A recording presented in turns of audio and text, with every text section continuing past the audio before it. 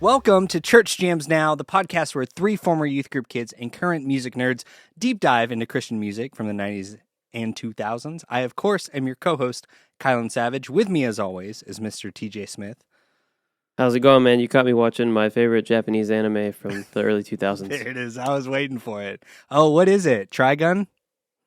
No, it's called... Dragon Ball Z. Fooly Cooly. Bleach? Yep, that's it. Oh, perfect. All right, and we have beautiful producer Josh. Hello, old friends. That's good. Nice. Oh, Nice. you guys are doing good. Oh, yeah. We've been doing this for a hot second. And that voice you heard, of course, is our amazing guest this week. We have from the band Bleach, we have Davy Baysinger. Hey, That's Davey. right. How's it going? Hey, what's up, fellas? We're so excited. This has Welcome. been a long time coming. We've been very excited about this for quite a while. Well, Indeed. I'm stoked to do it too. I'm glad we made it work. Yes, Yeah, I man. am very excited. So, I want to know a little bit about who are you? Why are Who's you on Davey? our show? I am one of 7 billion. What is it? 8 billion now humans that Think exist so. on this Something planet like that. Yeah. currently. So that's me. And I'm glad to be here. I'm really everything happy led to be you here. to this moment here. We so appreciate It did. Okay, so we're going to talk about a Bleach album, but before we get into that, I always want to start out the podcast with origin stories. I'm fascinated with origin stories. So, our show is specifically about Christian music from the 90s and 2000s. Bleach was very obviously a huge part of that.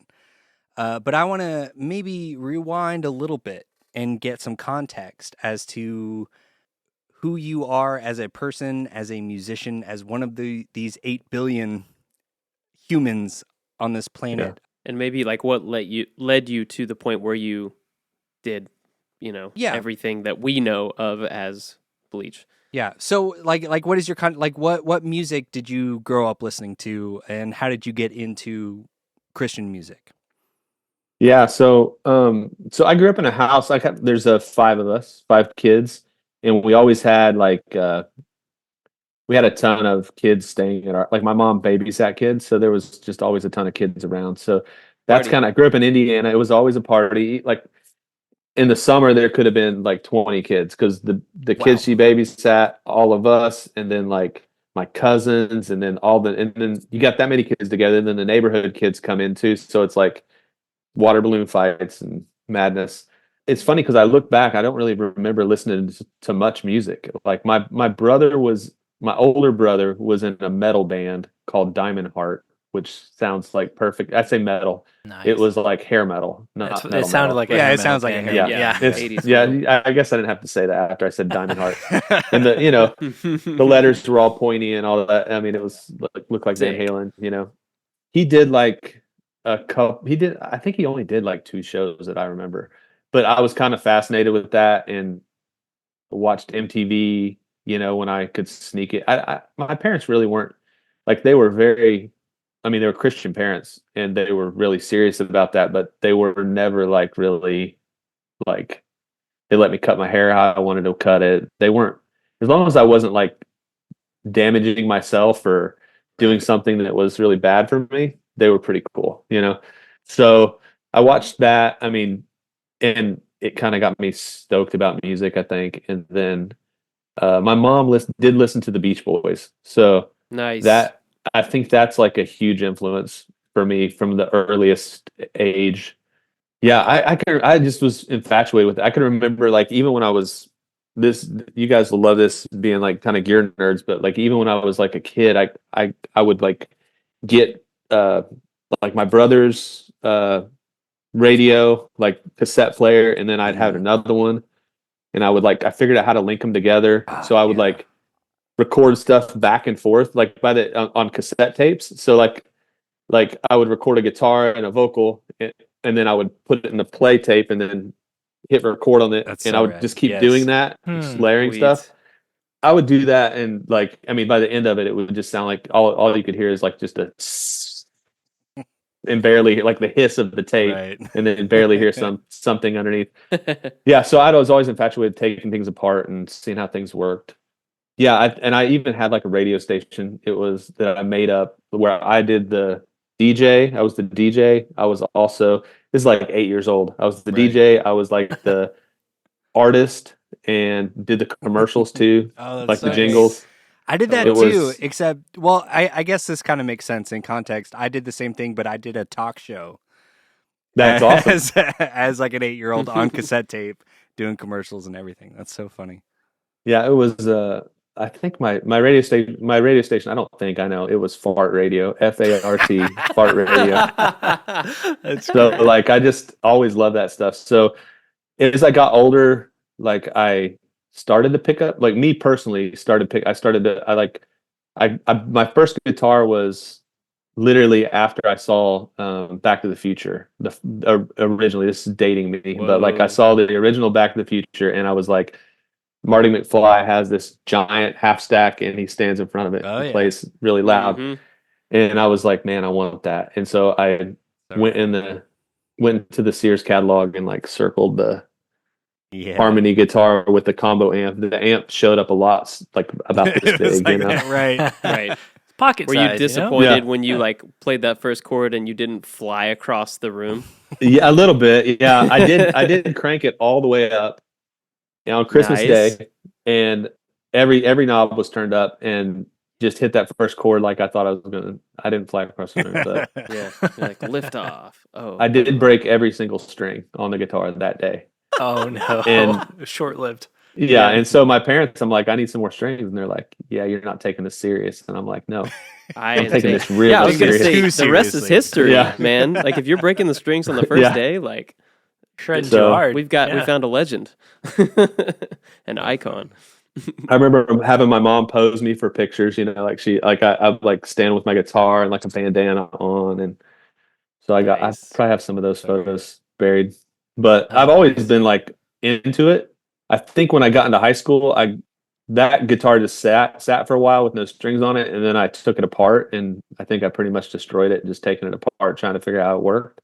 Hmm. And then my buddy had like an acoustic, like a little acoustic guitar, and I picked it up, and he had like a book. It was called Mel Bay, a Mel Bay book, and it Oh, yeah. basically is like this book that just shows you where to put your fingers Mhm. to make a chord. I had the Mel And Bay so I book. worked Oh, on yeah. that. And did you have that? Oh, yeah. Oh, yeah. Yeah. I think I got that with my first guitar. Yeah, that's awesome. So I just like learned E and A minor, which are pretty much the same positions with your fingers. You just have to move them up a string, Mm-hmm. and wrote my first song. So Nice. I just Wow. a lot of people, I think a lot of guys in my like a lot of other dudes that I kind of hung with were into guitar and drums, but they were like in it to like, especially the guitar players. Like one guy actually lived with me for a while, lived at my house growing up. He played guitar and he was like so good, like still so good, like Mhm. play every Metallica song perfectly, like. But I think I know I picked it up to write music. I didn't really pick it up to like Become play like, other like a songs. virtuoso. Yeah, Yeah. Yeah, to yeah. shred, and I still can't shred, but Right. yeah. Same. Okay, so not to get like too into it so early, but I am really curious. So based on a couple things that you have said, you strike me as a tinkerer, right? So Yeah, like you I think said, so. you took the guitar part, the cassette tapes and everything. And I am pretty curious if that translates into songwriting for you. Like, do you tinker with sort of taking song forms and song structure? And like, do you apply that to a lyrical sense as well? That's a good question, Kylan. Yeah, I mean, definitely. I mean, I think that's the art of it. It's like Right. to Mm. me, it's not is it perfect, but it's like how it's the process getting there in a lot of ways. It's like how did you get to that point? So yeah, definitely. I mean, there's tons of songs I can think of where it's like, yeah, that's how I made that song, or we got to that point Mhm. through a lot of different ways to get to that. Right. And they weren't always the best, but at least we did it. Yeah. So Yeah. Yeah, and then that informs how you can get to other songs down the line because you've kind of tinkered your way through like a new method of writing a song. right, Yeah. and I think that's it's like it feels like. I mean, I don't have to say this to you guys, but I mean, I'm sure you feel this way too, but like the state of Christian music, at least today, is not anything of what it was. You know, Right. it's very a lot of formula. You know, and so Mhm. Mm-hmm. like Yeah. I think I always wanted to do something. I think we wanted to do something that was different than the formula. I mean, there were inspirations.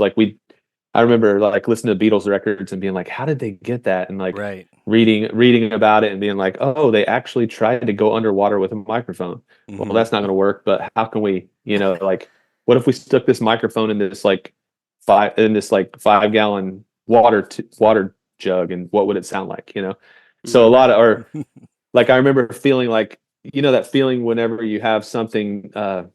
Like when you go like this, I know people can't see this, but like when you plug and unplug your ears, Mhm. that Mm-hmm. Yeah, I yeah. was like, how do you get that sound? Mhm. So like swinging a mic, Wait, trying to right. like do that, Oh, that's or so whatever. rad. That's Just so rad. and most of it never made it onto the record. Some of it did, but yeah. But it's But yeah, fun. it's Like, more about yeah, the the process. process. And Yes. yeah. There we go. We're on the same page. Yeah, the Yep. process is so fun. So I'll tell you this real quick, and I don't want to spoil this, but we had originally talked about doing static Mhm. Mhm. on Mm-hmm. this podcast, going through that record. Right. This is a story from Static, so I know we're not doing that It's record, fine. but like, It's bonus content. Bonus yeah, content, but baby. at the very beginning of the record, you hear this like dun, dun, dun, dun, dun, dun. It's like this weird kind of like at the beginning of the song Static, you hear this weird sound, and what it is literally, the gutter tubes that you put on the end of gutters, is like those black tubes. Yeah, yeah. Mm-hmm. So we bought a bunch of those tubes, stuck them under the drums, and like suspended them so they would resonate with like wires, with like fishing wire on So mic rad. stands. And then we actually cut them to pitch. So That's when you hit a drum wild. and mic What? the end of them, so it's like Doom. doom, Oh, doom, that's so Like a rad. timpani almost. yeah. Like a poor man's timpani. But that took Poor way man's too much timpani. time and way Yeah. too much money to like. I literally 3 seconds you could probably do with a filter really easily. Right. Pro Tools now, But you did it organically. But that's not as cool. Yeah. Yeah, That's it's like not as fun. Yeah, that's not as rad. Sweet. so. That's so That's so freaking great. cool. I love that. That's as a fellow tinkerer, I highly resonate with all of that, and I think it's so Pun. rad. Okay, I do want to know how American rock band Bleach came about.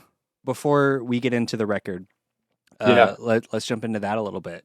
Yeah. So we went to the band started like there was a couple guys in a band at the college I went to Kentucky Christian University in Grayson, Kentucky. Like it's a dry county, like small town, Oh, yeah. small school. Is that the same one that Audio Adrenaline went to? It is. It's the exact. Okay. Yeah, it's the same one. Gotcha. So we went to school there, and they were actually a few years before us. I met Sam and Matt, our guitar player and our drummer, when I just randomly, I mean, it's not, you meet everybody. So I met them fairly quickly. I had been in a band, and my roommate, me and my roommate were from the same hometown. And I was like, man, I don't want to do a band. I want to focus. It's funny to even me say this, but I was like, I want to focus on school, I want to get settled in. And then maybe next semester we'll start. Well, like the first day of school, I broke my like hand, like my wrist Oh skateboarding. no. Oh, dang. And so like I couldn't do music. I couldn't play if I wanted to. But I had all this like kind of old, like literally super old equipment in my dorm room. It was like this one of the first PAs that ever existed was I think it's called a Shure Vocal Master, which is like these, you can probably look it up on a like image search it, but it's like these super tall, skinny boxes. Anyway, I had those all in my room and hooked up to my stereo again, just kind of tinkering, had it all set up, and some dude walked by and he was a guitar player there's like 2 bands on campus, and he's like, dude, I see you got some stuff in here. Do you want to try out for our band? And I'm like, yeah, man, but I got a broken. He wanted me to play guitar, which I would have never lasted in that place. But I was like, yeah. He was like, when you get that cast off, come try out. And I was like, okay. And this was like the second week of school. My roommate still was, we were going to start a band. to my defense, he didn't really play any instruments yet. You know, he was like going to learn to play bass. He's an aspiring musician. Yeah. Aspiring future band member.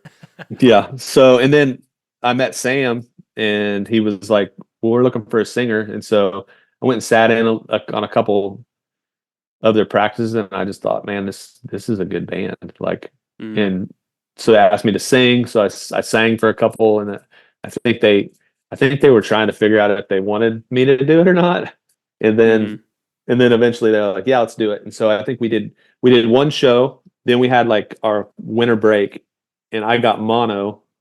Oh my God. And like Oh, literally no. talk about like little moments in life. I got mono and almost didn't go back to school. My girlfriend at the time was like, "Don't go back. We'll go back together next semester. Just stay." And I called them like 2 weeks after and was like, "Hey, I don't even know if I can come back." They're like, "Oh yeah, come on back." I finally was like, I'll decide to go back. And you guys got to understand, like this was before like it was easy to contact people. Right. Like literally, there wasn't really like you could email somebody, but they may check it once every 3 weeks or Right. something. Right. Yeah. There's no guarantee. No cell phones. You know, we had dorm phones, but you know that you had to be in the dorm to answer the phone. You know, Right. so I get back and I like pull up, and Sam is like literally, he's got flyers in his hand, band looking for new singer. You know, and Oh, and dang. and I'm like, dude, I'm here, and he's like, I can throw he like it's like a movie. He's like, well, I can throw these away, and he like threw them in the trash. And I was like, cool. That's the So Perfect like timing. like literally that one little decision, like, dude, I mean, I don't want to get too like crazy about it, but it like literally changed the course of my life. Yeah. Plus, totally. like bands that are here that were on my record label that moved to Nashville. There's probably No, five. you changed like lots and lots. It was like a very Yeah, much like many. Yeah. a the butterfly wedding, effect. you know. Yeah. Yeah, it's crazy. So there was a lot of those like little moments that I'm like, even like the band Sanctus Real, like that Mhm. band. I don't know that we're. I mean, they might have done something. I don't know, but we kind of brought them to the record labels that we were Yeah. on, and so it's a lot of little weird things like that. Right. That's awesome. It's pretty cool. That Love is super cool. So I want to get into as well, you know, we've talked to quite a few people on this show that have name checked you as like, I don't know, you seem to be this like champion. Yeah, like a mentor. Yeah, Almost like a figure in for people's younger bands. journeys. Oh, that's cool. And yeah, it's really fun to now for us sort of be like another generation removed from that as like Yeah. Bleach fans and then fans of these other bands, that all of these people speak so highly of you. Oh, that's cool, man.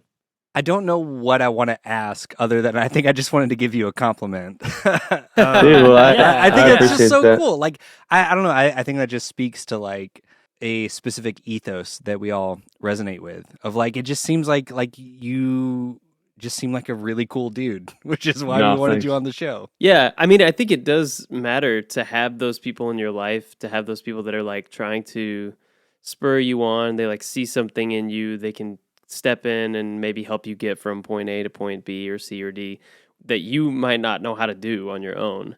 And so you were kind of, I feel like what we've heard or felt the general implication is that you were almost like a pioneer or just like somebody to kind of help people along the way. Right. And also, you know, you had your own, I'm sure, opportunities to learn maybe through failure, trial and error, and maybe sharing those lessons with others because you're excited for them.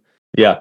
Like Sanctus Real, you bring them up, and I'm like, oh yeah, that's so cool because they were a big band for me coming up and informed a lot of the stuff I did. So, like Kylan's saying, there's so many, you know, like layers to this and levels of being removed from it, but still your, you know, excitement and enthusiasm and care and passion have this massive impact. Do you feel like you're pretty connected to a lot of those folks that you helped champion along the way, or has that kind of gone by the wayside? No, Are I you, think, are you more of a Johnny Appleseed type? of like, here's some inspiration. Here's some inspiration. I'm gonna go And on I'm my on merry my Go your way. own way. Yeah. I mean, maybe I don't mean to be that way if I am. I think there's a lot. I mean, like Pete, who played guitar in Sanctus and was in a band called Johnny Come Lately from California. Like I've known that dude forever. Like we still get breakfast every Monday. So, or well, Nice. we've skipped a few Mondays, but like we still get breakfast and hang out and just talk. But it's weird, man, because I was going to school to be a pastor, and this is gonna sound. I hope this doesn't sound too. I don't know what. It doesn't matter how it sounds. Yeah. I'm just gonna tell you how I feel. Go for it, man. But Hey, like I went to love school to be that. a pastor, and like I never was a pastor in the sense of traditionally at a church. Hmm. But I do feel like that's still in my soul. Like that, Right. like honestly, I feel like most pastors these days don't even look like pastors. They just look like celebrities or Right. uh, But famous you people. had an actual You know? ministry. You know what I mean? Like Yeah, I that's like, guess. I never you know, called it that, but right, yeah, I mean, right, just but like just be a good dude, just like try love to people. Exactly. Like love Exactly. people. That's exactly right. I think Yeah. that's the key is like love people. Just and also like engage. Like right, Mm-hmm. like we're here. Like right, that's freaking right. awesome. Yeah. We're having a conversation. Like we exist. That Mm-hmm. like I mean that blows my mind when I think about it. Like I got the chance to exist. So what It's a gift. like if I'm kind, patient, and I actually care about other people, have self-control, those things, like it makes my existence better. It also makes the people around me's existence better, right? Mm-hmm. It's like the most simple thing. And I wonder Yeah. if part of the power of what we're calling your ministry is Yeah. the very fact that it didn't happen inside the walls of a building or under an organizational system or structure, but because it Yeah. was just kind of the outpouring of who you are as Davy. Yeah, maybe so. I still feel uncomfortable with the word ministry, but but I know that no, was no, but I that's think fine. no, I'm with you. It's though. a reach. I mean, I think you're right. I think it's, and plus, I just like when I moved to Nashville, I thought like everybody on our record label were going to be best friends. Mm. Like I thought, oh, like I'm signing to Forefront Records, so there's Audio Adrenaline, DC Talk. Like we're all going to be Right. going to parties together, hanging out, and I'm like, that didn't happen. That doesn't It happen. wasn't real. Uh-huh. And so like even you see it on a video, it's not like right. So I think I just was like, no, let's make that real. Let's Yeah. do that. Yes. Let's Yeah. really Oh, do that. So I think that's I what I love mean. that. Yeah, I think obviously based on our upbringing, I think ministry seemed to be the best sort of like shorthand for that. no, But no, I just know. this like outpouring of like, yeah, okay.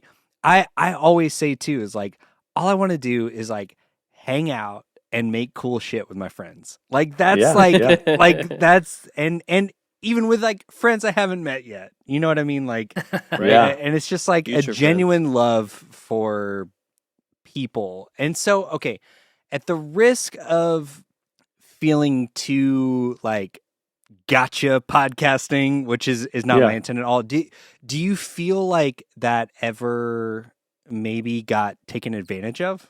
Like that specific worldview and the way that you operate? No. I mean, here's the thing. I've had people tell me that before. I've had I've had friends that are like, dude, you're just kind of the doormat. And I'm like, you're not a doormat if you choose to lay yourself down. That's it. Oh, Oh, hell yeah. I You know love what I mean? that. Like you're not like That's real good. I know it's hard and I know it sucks sometimes. Those kind of things. And I mean it could be anything, but like it's like, but I choose to be here. Like I could Yeah. stand up and Right. walk away at any moment. Right. Like Yeah. You're keeping your agency in the whole process. truth. Yeah, that's Yeah. it. That's Yeah. exactly right. Yeah. Oh, that's so good. That's I'm gonna awesome. remember that. That's the key, I think, is I'm curious too, man. I hate it, but I'm like people always tease like making fun of me because I'll be sitting there talking to like a homeless guy or some random dude at a gas station for like 30 minutes and they'll be like, dude, like, what are you doing? And I'm like, it's like for me, people, that's probably the most curious I get is with people. Like I'm just Right. like somebody says something. I mean, somebody could say, I don't know. I mean, I'm thinking of like tons of different examples, but like I'll try to keep it short. But somebody say something that most people would be like, how can I get away right now? How can I get out of here? And I'm like, But it actually I'm draws like, you in. yeah, I'm like, explain that to me a little bit. Yeah. You know, like what do you Say more what do you about mean that. by that? You know, because it's like some of the stories you'll get are just unreal. Like, And Yeah. you know what? Looking back, I bet your life was more enriched. Your horizons were broadened, and those people that are like, "How can I get away?" They missed out on that. You know. yeah, So I think it's a gift ultimately to it you, is. in It addition truly to that is. person. You know. Man. It's truly a Yeah. gift to me. You know, I mean, I remember talking to a homeless guy for like 30 minutes, trying to ask him what he needed, and like he's like, dude, he's like, I really. At the end, he's like, really, I could just use a sleeping bag, and I'm like, okay, yeah, I'll get you a sleeping bag. He's like, I was like, you don't have one? It's like freezing cold out in Right. Nashville, and Mm. he's like, yeah. He goes, he's like, there's a mom and her 8-year-old that live in this that sleep in the same park that I do, and I gave my. He's like, I get they needed more than I did, and I'm like, Mm. dude, like I walked away from that going, holy crap, like I want to be like that dude. That's Right. amazing, you know, Yep. like that's real, you know. So, but you know, I mean, you're right. I think I get more enriched. I feel like I get more enriched Mm-hmm. than other people. Oh man. Okay. I just yeah, I'm okay. I'm sorry. I'm sorry. I'm so Whoa excited. there, Like this Kyle. is sorry. This is just like, yeah. I don't know. You know, Josh, TJ and I have been friends for a very long time. And I think part of what has made us continue to be friends throughout, you know, lots of life changes and, you know, almost 20 years at this point, like, is we all kind of share that ethos. And so Yeah. like Davey, I just want to give you a hug and be your best friend. Like, Let's and that, do it. and that speaks Let's to, go. like, I just think that's so rad. And I mean, we could get like super deep and philosophical and metaphysical about like just human nature and just the beauty of being enriched by interactions with other people. But instead, I think we're going to pass it off to Josh to Yeah. because That's okay, another do that, podcast. or we can Let's talk do about it. yeah, some exactly, rock exactly. music, you know? Yeah, Yeah. let's talk about some rock and roll, man. Let's Okay, do And that. look, we can always have Davey on another time for the existential That's true. stuff. We could also just hang out with Davey, guys. Yeah. Like, and I Yeah, always yeah. say this, Let's do like It's true. if we could just hang out with the people that we've talked to, I wouldn't even have a podcast. Like, you know, it's a social construct at this point. It's true. In which to be able to like facilitate conversations that I just want to have. And I think what we just talked about is the fact that we're all here for that. Yes, Let's go. 100%. Let's So, go. so you know, to make sure that this podcast isn't 5 hours long, I'm Josh. gonna move it over to. Take it. This is always my favorite part. So, Davey, Josh is our resident research guy, and for every album that we talk about, Josh always does research on like streaming numbers and charting numbers in context of who the band is. And I always love having him do it when people that were directly involved in the project are here. You can call That's me out on awesome. stuff that's Because- wrong. No, I love this because I changed the album like last night. So you got to sorry about that, Josh. Sweet. Keep me on my toes. Yeah. They've No, talked I about love doing it. that live on the show before, which I'm like, that's not good radio, but this is the No. next best thing to that. By the I way, guess. you guys are the most prepared podcast I've ever done. Like, Oh, I really? I got a Wow. PDF. That's Oh awesome. yeah, dude. yeah, Yeah. man. We Pro we're level. we're Not trying. messing around. We're doing the whole like fake it till you make it thing, and we're just leaning into our skill sets. So, okay, Josh, let's talk about this album. Yes. Give us some context about what we're talking about, who is the band, and Davey, please feel free to chime in with anything that Josh gets wrong.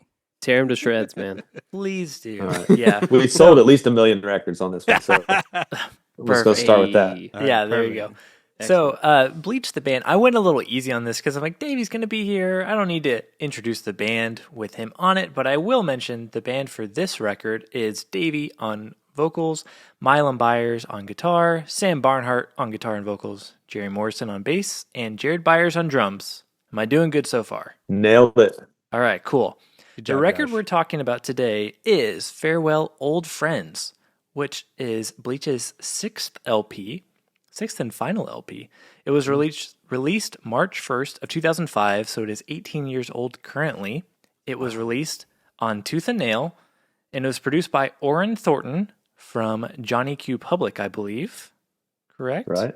All right, cool. And he does have a I love fun credits in the liner notes. It says that Orrin graciously played various instruments and had a lot of the good ideas. End quote. Oh, I love that. That's a great credit. I love stuff The like truth. that. Yep. Actually, I made it pretty brief. So that's all I've got for my research. But That's I good. am very curious because we were talking about like, okay, what are we going to talk about with you, Davey? What do you want to cover? And I want to hear from you why you picked this record, because this is the last Bleach record, and you told me some interesting things for why you wanted to talk about that, and I want to hear a little bit more why you chose this record. Yeah. I think I chose it because, like our last tour, we did a farewell tour, which was, I'm so glad we did it. It was a great kind of ending to that. And then we're like, we have one more record on Tooth and Nail on our contract. And I was like, I had already written a bunch of songs because I tend to write I tend to write the most when I'm going through something, when life's kind of going through stuff, when I'm going through stuff with life. And so it was pretty much, I think probably 8 of the songs, 8 were at least in process, of being written, 8 or 9. Maybe While all you of were them. on that tour? Yeah, some of them I can remember. Like we did a show with a band called Isley Oh, yeah. Yeah. and a band called The Connotations, and I remember writing the song "Farewell with Friends" at that, like in the like Wow. dressing room. Oh, that's so cool. So there's a lot of that, like it was like I had it, we had it there, so it was like it was already done. It was like, let's just record it. So that's a big part of it. But being like, we broke up as a band, then we released one more record. Right. There's no like promotion that goes with what are you going to promote? Right. Yeah. It's like here's a last offering, basically. Like, Mm-hmm. No, I was super fascinated by that. Yeah. which was interesting because that's like, it gave us so much freedom in writing the record. Like, Yes. you'll Wow, notice on yeah. that record, there's like sections of the record where it's just like it's like our drummer's just on the hi-hat for 40 seconds. It's like, Mhm.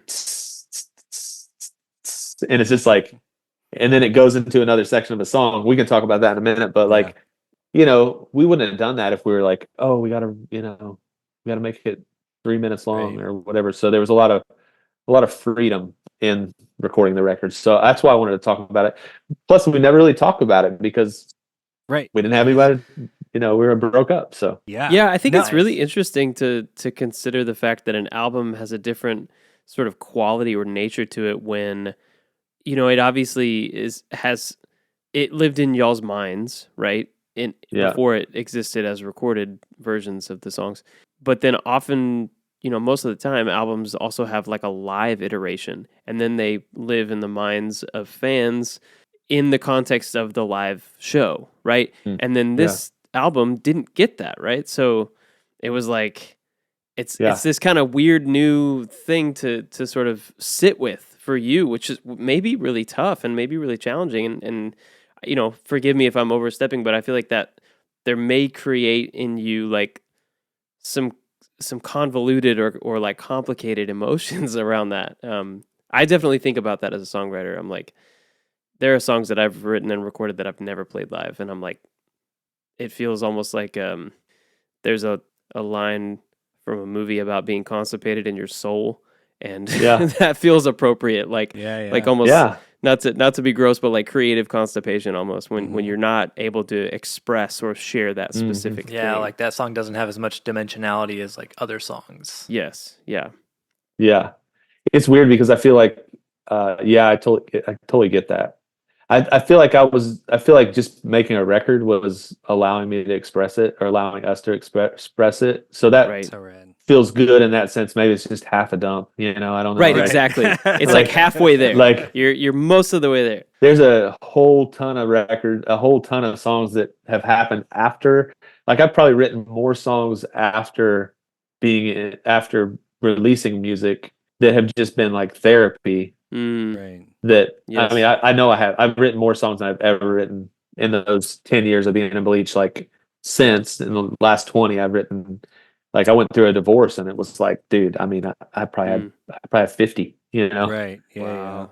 that have never seen the light of day. Maybe one day, I'll Sure. record something, but But that doesn't matter. It's no, it doesn't all about matter. the They did what expression.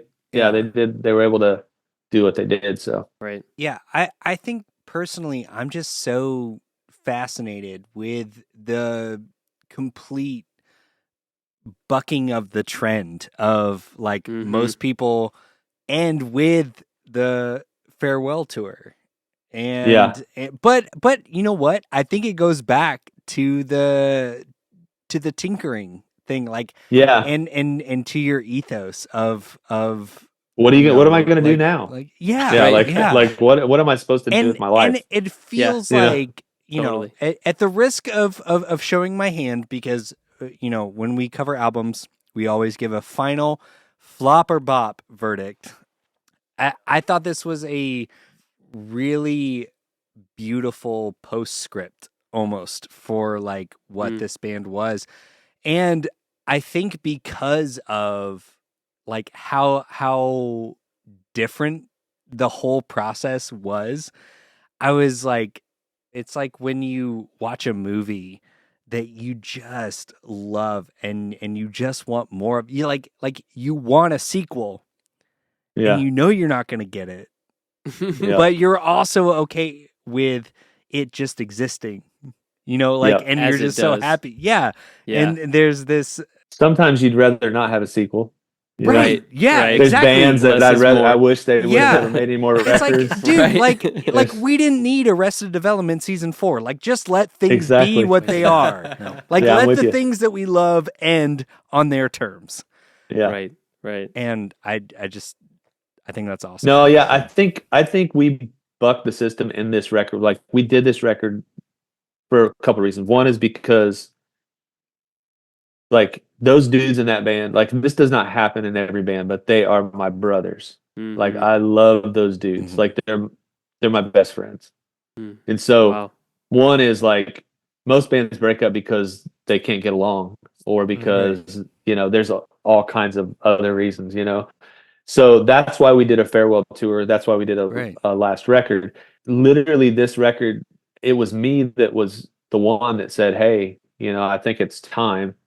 And that's because I was dealing with stuff at home. I had like I needed to take care of my marriage, not because there was anything crazy it was just being on the road all the time. Right. So Yeah, it's yeah. Right. like you're married to somebody that you're not really you Right. don't ever see. Yeah. Mm-hmm. And so there were things there that I felt like I needed to do, which is the hardest decision in my life. I remember we're doing the Five Iron Frenzy farewell tour, which their farewell didn't last very long either, but Yeah. or it lasted a while, but we did Yeah, their we've talked like about that. Winners Never Quit tour. It was us, them. I'm trying to remember who else was on it. I think Squad 50 might have been. Nice. No, I can't remember who was on that tour. But anyway, during that tour, a band called Holland was on that tour, which they did Oh, a couple tours with us. Holland. Yeah, Oh, that's great. and that's another band that like those guys are. I haven't talked to them in years, but I feel like I could pick up and be best buds with them. Where you left off. They came to Bleach shows in Texas all the time. So Nice. anyway, Yeah, where are they from? they're from Texas. I think they're Okay, from yeah. Tyler, Texas, Okay. or Nice. somewhere around Yeah, there. yeah. Bros with Um, Isley. Yep, probably. Yeah, Mm. probably. yep. So Nice. anyway, but all that to say, like I remember being on that tour and just being like knowing. Actually, I talked to Josiah from that band, and it was like he was like the only one I told. But I was like, dude, I don't know if I can do this much longer because like Mm, I won't I won't be married anymore. Right. And Right. so that's kind of how that. And then we can make a record at home. That's not so much being away. And right. Right. yeah, and my marriage did keep us together for about another 7 years, and then it was just inevitable. So I Yeah. guess, but yeah. So that being said, that's yeah, Before you jumped on, Davey, I don't know how it came up, but we were talking about Mike Schur shows like Parks and Rec and In the Good Place and stuff like that. yeah, And one of, and I think I'm reminded of it because of this very like humanist perspective that you have, and that resonates with me. And I'm always trying to turn this show into a pop culture movie TV podcast. But let's go. But the thing that we all agreed upon with all of his shows is that regardless of what happened in the middle, start strong and stick the landing. And I will say for this record that we're about to get into, I promise we're about to get into it. There's so much. I know. It's hard. There's so much to talk about before we even get into I know. I feel like this stuck the landing. That's awesome. Thank you. It felt right. So yeah, the whole thing felt important to me. Yeah, like being in Bleach, and it still does. So I think that's a big part of it. Was we wanted to end well, so that makes me feel good. Thanks for that. Yeah, I think. Okay, so without further ado, I'm going to say this for the podcast edit. We're going to take a quick break, and then when we come back, we are going to deep dive into 2005's "Farewell Old Friends" by the band Bleach. I want to talk to y'all for a minute about an album that came out this year. Galen, we never talk for a minute, first of all, or about albums ever. So I don't know what you're on about.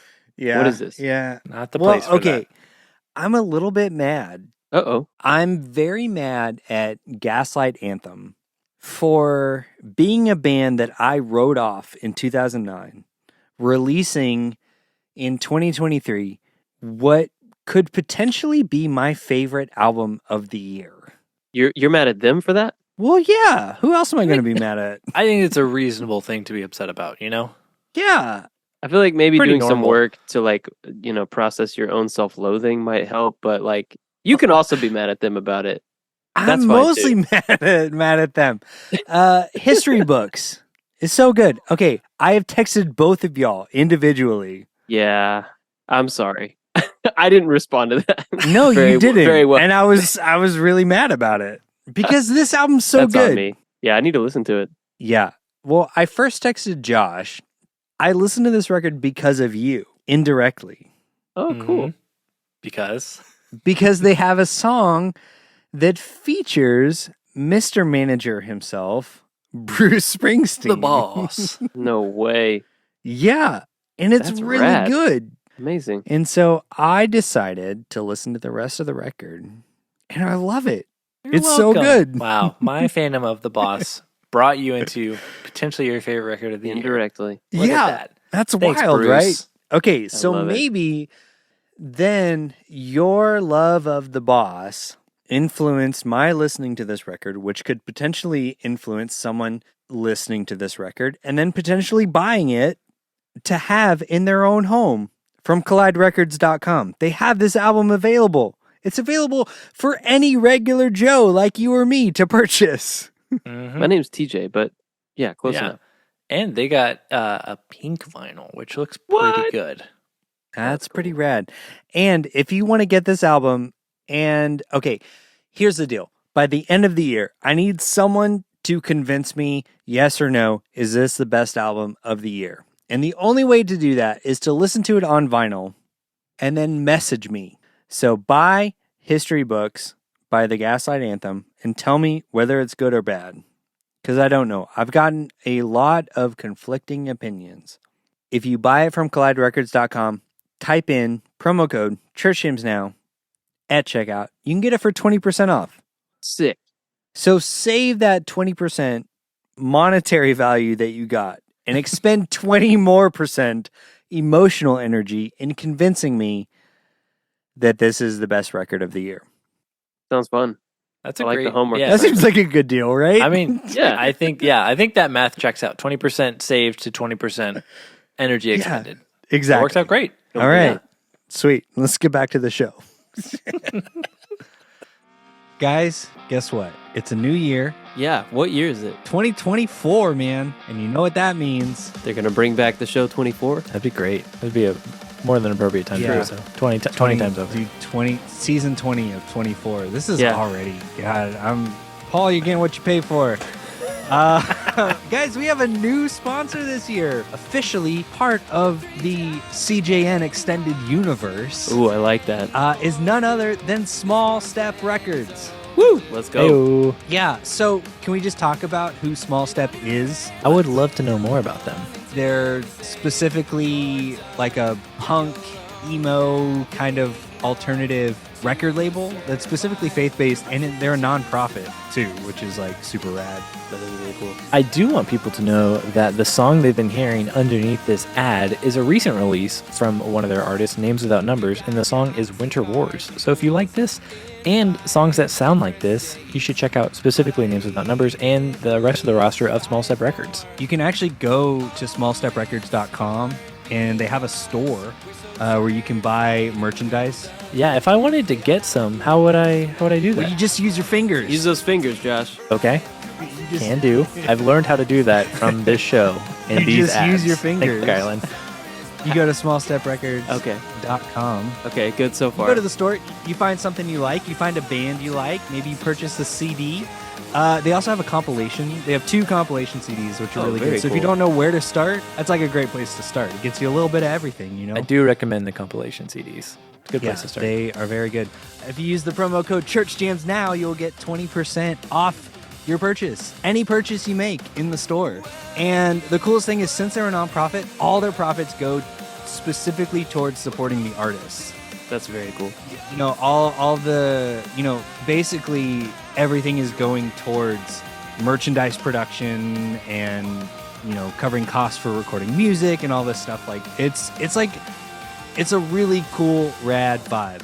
Like a it. non-profit Christian punk rock music label is like, yeah, like that's a no-brainer. Who wouldn't want to support that? You should, if you like this show, then it's like, yeah, these are your people.